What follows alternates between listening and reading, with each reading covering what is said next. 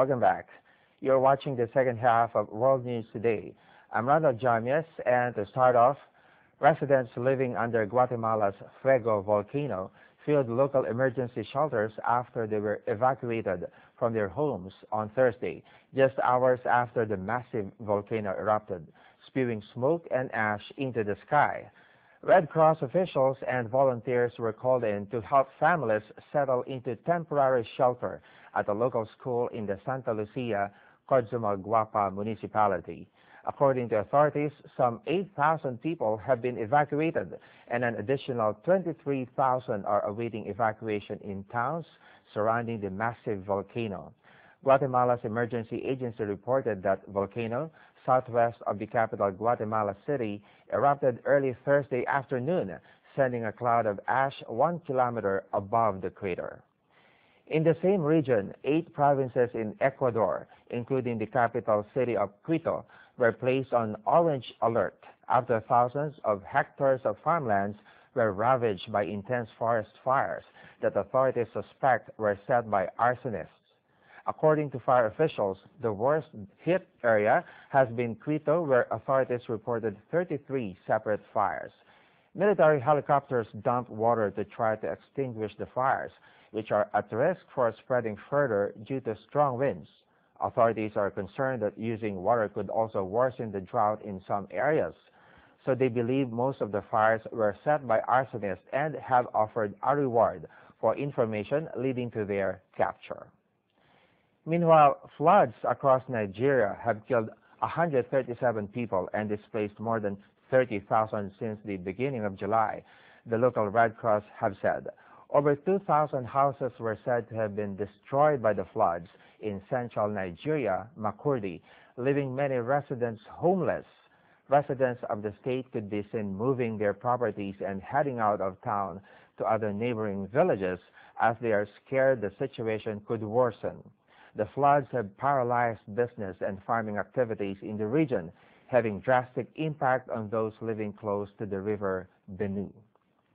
In a cultural event, let's take a look at how different areas of China are celebrating a series of festivals to honor and preserve traditional Chinese culture. In Shandong province, locals are taking time to remember the warrior days period. Shandong province is where the states of Qi and Lu were established back in the Warring States period more than 2,000 years ago. Linzi, the ancient capital of Qi, is also recognized by FIFA as the birthplace of football, where the ancient soldiers used to play Cuju, known to many today as soccer. This sport has become the theme of this year's Qi Culture Tourism Festival. Another highlight of the festival is the release of Linzi's official travel guided tours compiled by local tourism offices offering a series of discounted travel packages. During autumn, several local parks and museums opened their doors with only yuan administration fee. The next story is a mix of sports and culture. Former member of New Zealand's rugby team played elephant polo against the defending champions Audemars Piguet in the opening match in Thailand's Hua Hin on Thursday. Elephant riders known as Mahouts gathered before the match to pay homage to the animals with a holy water blessing for the elephants taking part in the match. Due to the size of elephants, each team has only 3 players. They ride their elephants through a marked pitch measuring 100 by 60 meters using a standard-sized polo ball. The rules are simple and similar to regular polo. The Audemars Piguet team is famous in Thailand because its founding member, Christopher Stafford, brought elephant polo to the country in 2001.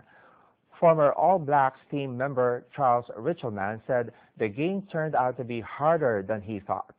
The 5-day tournament is played out in Hua Hin, 200 kilometers south of Bangkok, and will end on Sunday.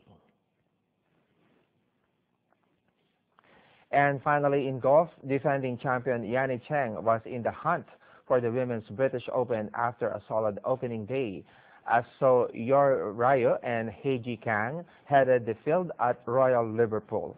In blustery conditions, South Koreans Ryu and Kang came home 2 under par for hard-fought 70s. Ryu could have led on her own had she not bogeyed the 14th. Chinese Taipei's Cheng was 2 shots back on 7-2, while 8 women are 1 shot off the lead. They include Japanese duo Ai Miyazato and Mika Miyazato, as well as South Korea's Ji-Vai Shin.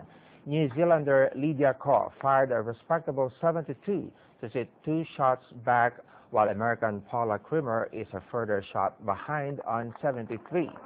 Michelle Lee struggled to a 3 over par 75.